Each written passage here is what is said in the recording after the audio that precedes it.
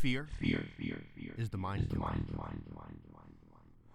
And in many ways, it can kill a whole lifetime. Because it is such a powerful stopping force. And I think people misconstrue that stopping force for, oh, hey, fuck, I shouldn't do this. As opposed to, what is this trying to show me? What is this trying to tell me? How can I utilize all of this energy? Because at its core, you can kind of break down fear into two things: the fear of death and the fear of the unknown. And I suppose you could argue that the fear of death is actually the fear of the unknown, because you don't know what happens after death. But yeah, it's this binary survival paradigm. Like, fear does not have an understanding of the nuances of our modern day-to-day existence. You know, we used to be hunters, and if we didn't get our hunt at the end of the day, if we didn't bring home enough food, then we would suffer and die. And nowadays, it's like you get a negative email from a coworker, and now you're spiraling, you know, because all that energy doesn't really understand the different gravities of different situations. It just feels that fear because it's trying to protect you. And that's something I wanted to make a point of, is fear ultimately is a protective force. It is the body's way of trying to keep you safe. So to have an excess of fear is actually to have a lot of care and love for yourself, even in a subconscious level, even if it doesn't feel that way. And recognizing that, you can say, okay, what are you trying to show me? And that's easier said than done, because fear can be so paralyzing. I used to be a really anxious kid, you know, from the ages of like 14 to 17. I would have panic attacks every few days over real retarded shit. Like, I had one over a pencil snapping one time. And of course, it's not just that. It's a buildup of a lot of small things that have been absorbed over years and years, but still, I didn't have the mind for that back then, and I would just freak out, and I'd feel like the world was ending. And really, the two things that got me out of that was journaling and meditation. Journaling first. I journaled for 4 or 5 years and then started to meditate seriously. And I now have like something like 10 or 15 of them filled up. It's become a really great way for me to externalize my thoughts and organize, so that I can, instead of responding to strong emotion like fear with submission, I can respond to it more actively and say, okay, I'm feeling a lot of this right now. Even if it sucks, like it sucks right now, but what is this thing trying to show me? Because typically when fear response arises, there is a root cause of that that is more personalized. And you, like I said, you can break it all down to the fear of death and the fear of the unknown, but everyone's relationship with that are going to be different. And so if you can figure out how to actually sit with this thing, it can start to really transform your life. It becomes this like rocket fuel. It can propel really tremendous and brave acts. You know, that's how we've ended up with successful rebellions to better the people. That's how we've ended up with some of the greatest art and greatest music. Like, if you've ever had to go and perform on stage, it's terrifying. Especially the first few times. And even now, like, I've been away from it for several months now. But stepping up, even after years, it's like fucking, my whole body shakes. I'm sweating profusely as you have all these eyes on you, you know. But I find that once I allow the fear state to pass, that nervousness to pass, I'm totally comfortable. And that's really the worst part. It's never actually as bad as you think it's going to be. Whatever you're trying to pursue, no matter how fearful or how anxious you are, it is never actually as bad as you think it's going to be.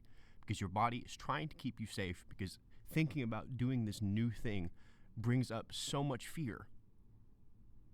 But if you show it, hey, this is not actually that bad, then your body will realize, oh, okay, so next time we can reduce the reaction to this stimuli. because, oh shit, you survived. And I think that's why it's important for us to push ourselves, and especially in today's climate, because we are in such a crisis. And I don't use that word lightly. I put some thought into it earlier, but I really think like we're in a recession. We are in a resource crisis. My friend sent me a screenshot of something on their phones, and I just saw in the corner on their notifications that they had an afterpay payment for Starbucks, for a Starbucks order. That's dystopian as fuck. People are having a hard time finding jobs.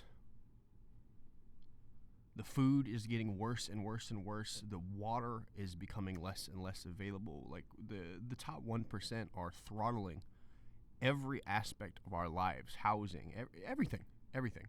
Even interpersonal relationships. It's harder to make friends now. Post-COVID, people are distrusting, and people are online. And that's where they want us to be.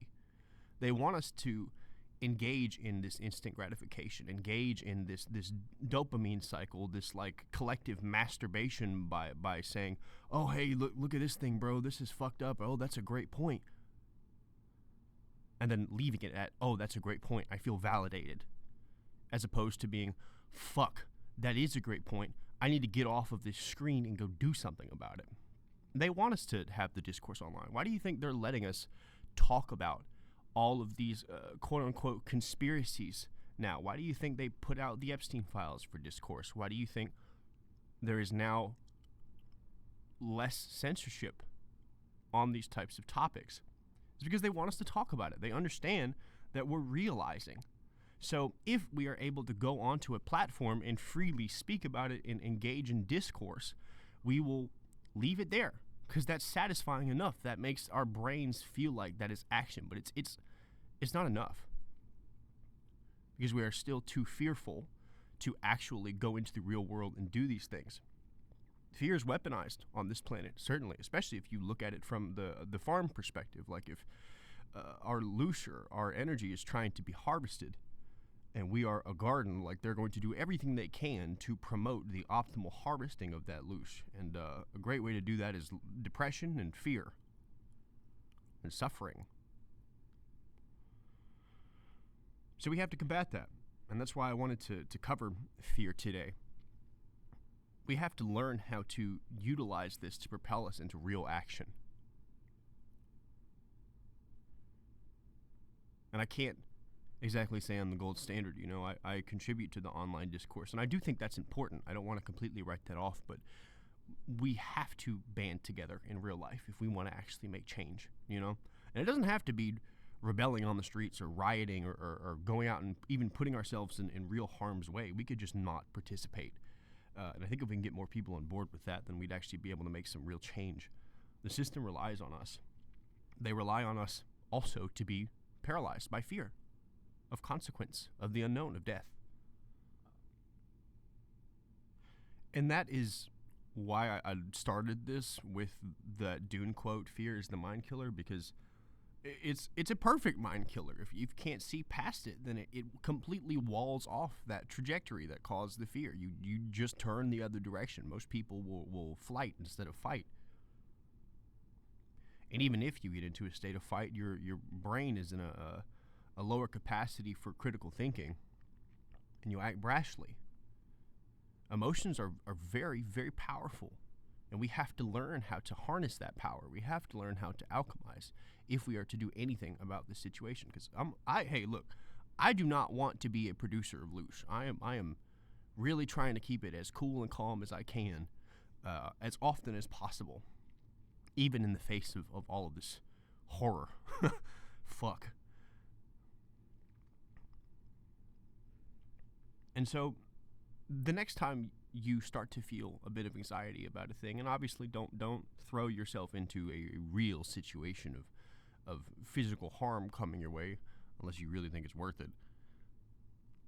Fear is also valid. It's not always trying to say, hey, you should actually do this. You know, don't go like fight a bear or try to fight 3 people in the street, you know.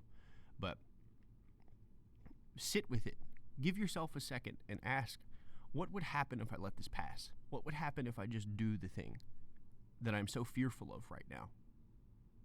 And typically the answer will be you'll get what you want out of the situation. It doesn't have to be perfect, but we have to start training this part of our mind to say, okay, I can analyze, feel, and comprehend this emotion and still act. Emotions should be tools and guides for us. They should not dictate our actions. This has been another episode of Holographic Simulacrum. Thank you. Who would